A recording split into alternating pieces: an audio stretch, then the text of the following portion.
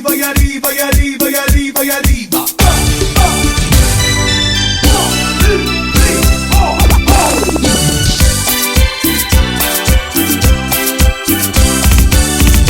Hi everyone! We finally made it to Corpus Christi after so much work in Houston and finally meeting up with a family member we haven't seen in a long time. We took the trip to Corpus Christi.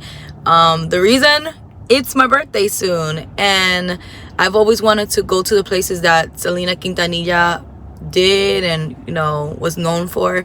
So the first stop we're gonna go to is where her memorial is, where her statue is, and hopefully I can get like, I don't know, what I've always wanted from it. I don't want to get emotional right now, but like I'm gonna go rub her butt. It's so windy. Today's not the best weather, but as long as it's not raining, it's good with me.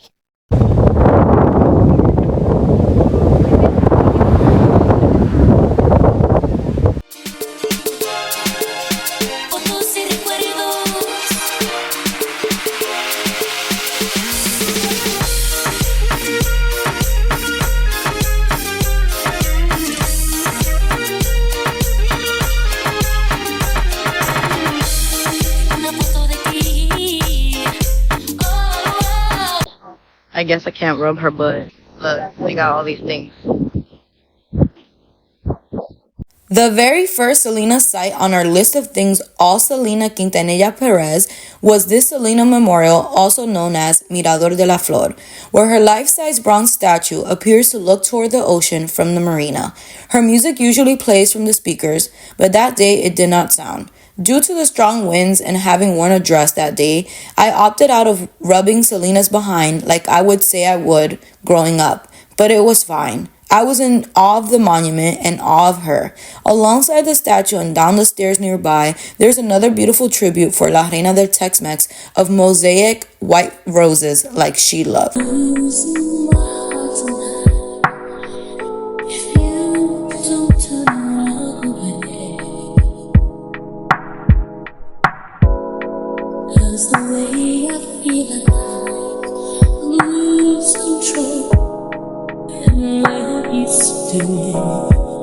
Corpus Christi, a beachy Texas city on the Gulf of Mexico, was an interesting city filled with adventure seekers, retirees, and Selena fans. However, like in most cities, there is a rough area.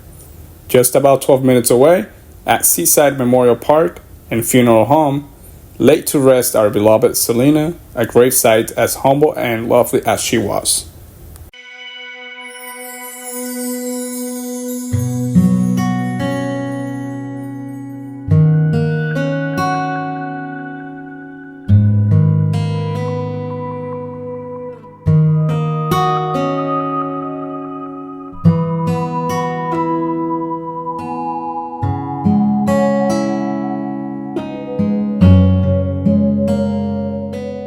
Like this right here is one of the most beautiful graves.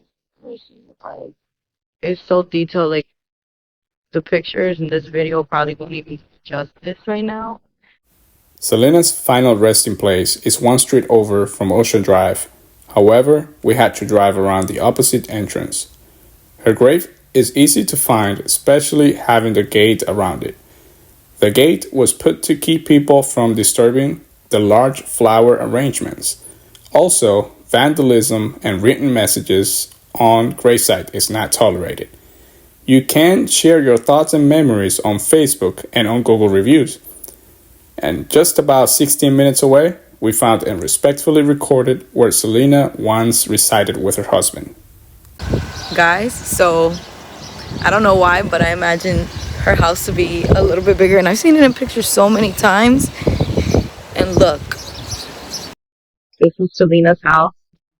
Imagine her parents' house. Whose house on the other end was her brother's. But this was baby's house. Jen and I saw some notable changes to her house. However, the original brick styling on the entrance was hard to miss. We imagine her daily life at her house, playing with her big dogs, her very last morning, and Selena driving all over the place in her little red Porsche car. Especially her drive to her boutique just 10 minutes away.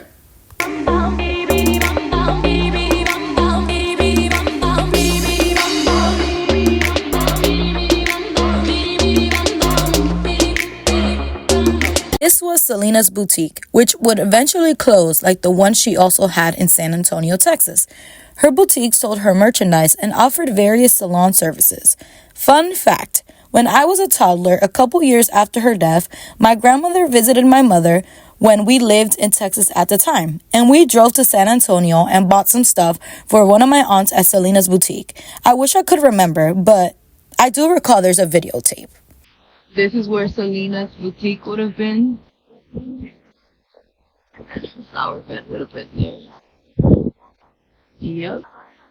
It was a bittersweet feeling and a type of sadness to think that in this very same place, Selena was taken advantage of, and she put her trust in someone who would forever alter her timeline, her fan club president, also known as her murderer. That sentiment and that fact is what brings us to our next stop, just 11 minutes away.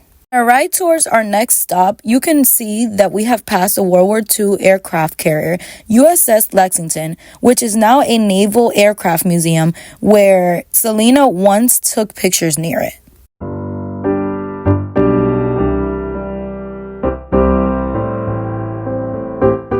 Hi guys, so we've just made it to the hotel where Selena met her fate, and we're gonna walk towards the lobby where she eventually ended up dying, and we're gonna show you from where the room was and then walk that way. So here we go. So the room would have been this one, and then she would have walked all this way. So now we're gonna walk all the way that she had walked. Well, she didn't walk it, she ran it. I keep saying this. This is where her purse fell, or she dropped her purse over there near the room, but she left the briefcase. She had to run all of this. Catch up, catch up, catch up.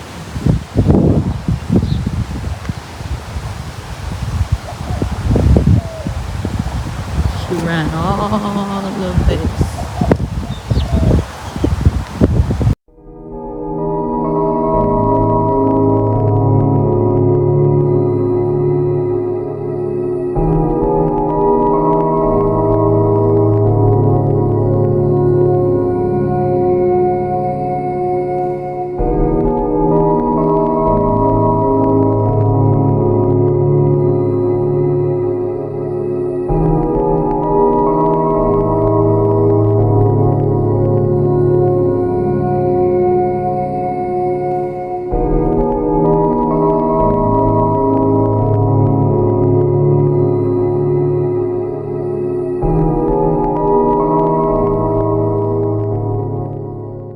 Here is the lobby where Selena ran to after being shot. It is said that the employees at the time, while trying to save her life, had her in the corner of the lobby because Selena had told them that her shooter was coming after her and to lock the doors behind her. Unfortunately, she lost her life in that lobby in 1995. The hotel may have changed owners a few times, and some small changes have been made, but overall the place still looks the same as it did that very day. Today, the lobby sees occasional curious fans like us and have their plaque of Selena up on the wall for everyone to see. I'm not gonna lie, going to the hotel lobby felt very unreal, because the heartbreaking truth is that I could leave the lobby and go about my life, whereas Selena never did.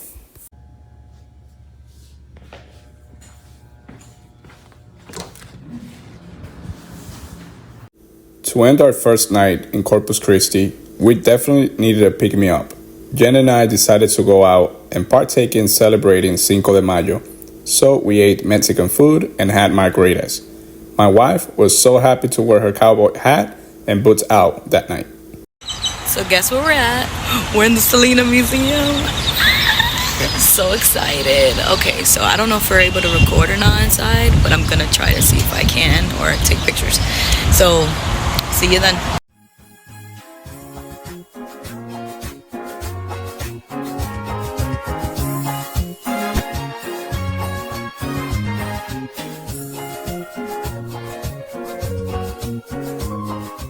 you arrive at the Selena Museum, which is also the Q Productions today, you are met with someone you have to pay $5 to go into the museum, and then the person who is going to take you to the first room and then tell you what you can and cannot do while you're in the museum. In the Selena Museum, you are not allowed to take video recordings, but you are allowed to take as many photos as you want. And they make this very clear. The first room that they take you to is the room where Selena does her whole English album, and it's the same room that's in the 1997 J-Lo movie, Selena, and I was so excited about this. It was so surreal to see so many things that we got to see in person. The microphone with her lipstick, the red Porsche car that I have on my vision board that I needed to see in the Selena Museum, her many outfits that were iconic, and many of the accessories that she styled them with. I was truly excited to see the bustiers in person, or like her father would say in the movie, busticaca. I looked at every outfit and I couldn't help but to see them on Selena in performances I have watched over and over again throughout my whole existence. Her Grammy dress is even more beautiful in person with its detailed beading. Tears of joy filled my eyes when faced with her Houston Astrodome purple suit when she killed that disco medley. The outfit she wore at El Dorado Ranch Club in Houston, the embroidered detailing was amazing. And fun fact, this was Brian's favorite Selena outfit at the museum. It's very hard for me to come up with my absolute favorite outfit, but if I had to absolutely choose, it would probably be the one from the Furia Musical Awards, the one with the mirrors all over it. That one would be my favorite. It's also the same one on the YouTube thumbnail. I love to see the outfit she wore for the Amor Prohibido album. I also liked all the outfits that had leather with them. I don't know, leather does something to me. And I also like to see all the pictures throughout the museum, especially the ones with the very famous celebrities at the time, like Luis Miguel and my fake fairy godmother, Gloria Estefan. There is a picture of her first concert as a little girl. The walls are filled with flyers, records, fan paintings. My favorite, the Coca-Cola advertisement she would do back in the day. Her Grammys are at the museum, display from Premios Los Nuestros, Tejano Awards, and musical awards from the Quintanilla family for their contributions. Her album covers, her personal vintage egg collection, all the dolls created at Selena, her perfume that she wore, her earrings, which I would wear even today, and her makeup, her phone, her fashion designs that she drew even at the age of 15, and her fan mail. Really cool thing to happen to us when we were at the Selena Museum was that we met Bill Arriaga's nephew, who became Selena's nephew through marriage. He was very friendly and said Selena was exactly what we all know her to be. Apart from working in the museum, her nephew makes music today, so feel free to check him out. We were getting ready to leave the Selena Museum and go out to eat. We were so happy that we got to see everything that was important to Selena. Also, I'm going to manifest this. I did not get to see any of her immediate family members, but I hope one day I do. So Jen and I made it to Selena's favorite local restaurant named Hi Ho. The food was very affordable, very good, and the place was very family friendly. Once you enter the restaurant, you can quickly see that Selena was very important to the people in Corpus Christi. All over the place, there were photos of Selena and memorabilia. There are also photos of other famous people like Obama and Bill Clinton. Something that we saw that was really cool to see was a newspaper clipping of Selena's dad when he was in his band in the 60s, Los Dinos.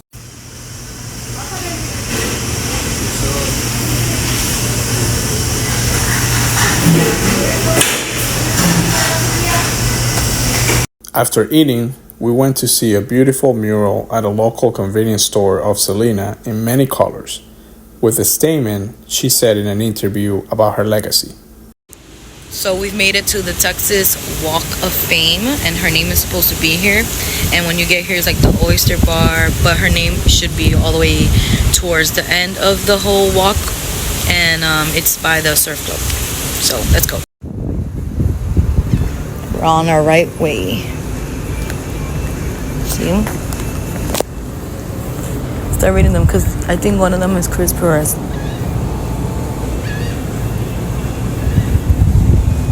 Not, we're gonna have to come back.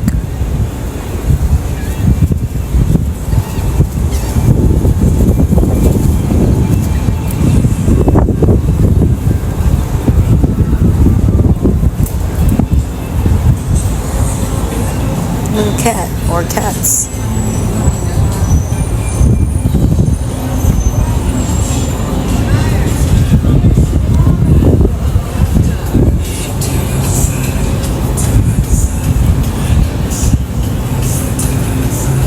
There we are.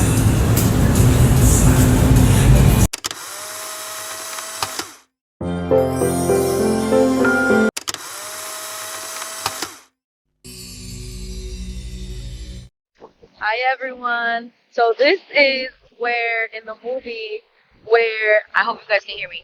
In the movie where the mom teaches Selena how to do the washing machine. This is the place. Before heading back to Houston from Corpus Christi, we could not forget to come to Swantner Park. Swatner Park may look a bit different from when the Selena movie was filmed. However, this is the exact place where not only was Selena taught the cumbia dance, but also the part in the movie where the dad gives them the whole speech about dreaming big, and Selena turns to him and tells him she wants to go to Disney one day, which she actually got to fulfill that dream.